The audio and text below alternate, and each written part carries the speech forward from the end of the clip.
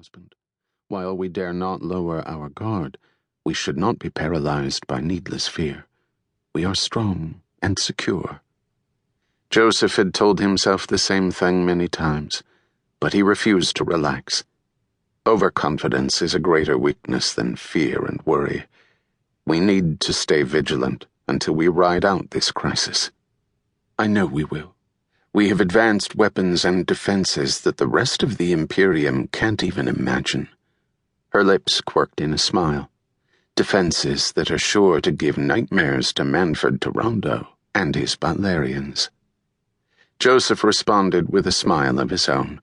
Together they watched 3 mechanical figures patrolling the spaceport perimeter, spider-like Climactic walkers taller than many of the buildings, fresh deliveries from his secret weapons laboratory on Denali. Climactics had once been the scourge of humanity, disembodied human brains mounted inside armored machine bodies. The original Climactics had been destroyed at the end of Serena Butler's jihad, but Joseph's brilliant scientists had redesigned and recreated them. Rather than being guided by fallible, power-hungry minds, these new Climactics were controlled by the evolved brains of navigator candidates. Now the mechanical guardians patrolled the area around the Kolhar headquarters, their pistons pumping and sensors alert for any threat. When Joseph commandeered a ground car, Sioba did not need to ask where they were going. Visiting the tanks of evolving navigator candidates had become a daily ritual for him, especially as tensions increased. As he drove, Joseph shook his head in dismay. Instead of being at each other's throats, Roderick and I should be working together to fight the real enemy. The Butlerian fanatics pose as great a threat to civilization as the thinking machines did, and the half Manford has warships of his own. Sioba lifted her chin. Those antique ships aren't enough to defeat you, Joseph. 140 old space folders dating back to the army of the Jihad. Think of your ships, of your monopoly on navigators, and your intensely loyal employees. More than half the planets in the Imperium depend on Venport for commerce, and they still trade with you, even though the Emperor branded you an outlaw. What does that say? She turned her classically beautiful face toward him, raised her eyebrows. You have more ships, more power, more influence than anyone, even the Corrinos. If people were forced to decide, would they choose some figure on a throne on far-off Seleucia Secundus?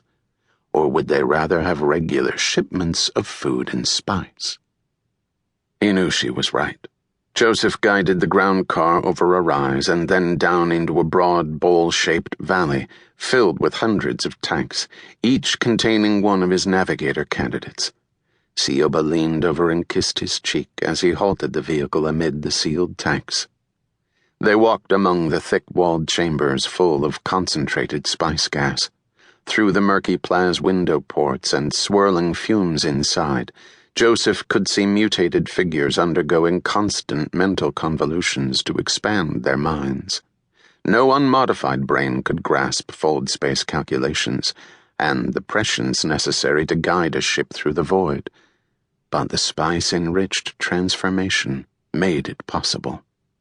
Joseph marveled at these freakish but oddly impressive navigators. Even if the Emperor's ships came for Kolhar, his military space folders would be clumsy and blind because they had no navigators, while antique FTL ships were relatively safe in their passage through space. They were unconscionably sluggish, taking weeks or months to travel between star systems.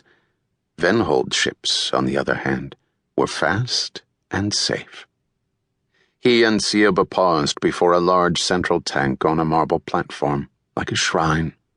Joseph was pleased to see that Norma Senva, his great-grandmother, was present in the chamber, surrounded by her personal spice streams and the infinite possibilities that stretched far into the universe. More than a century ago, Norma had become the first navigator. Although she was more than a mere human, she still maintained contact with Joseph and remained aware of imperial politics for her own purposes.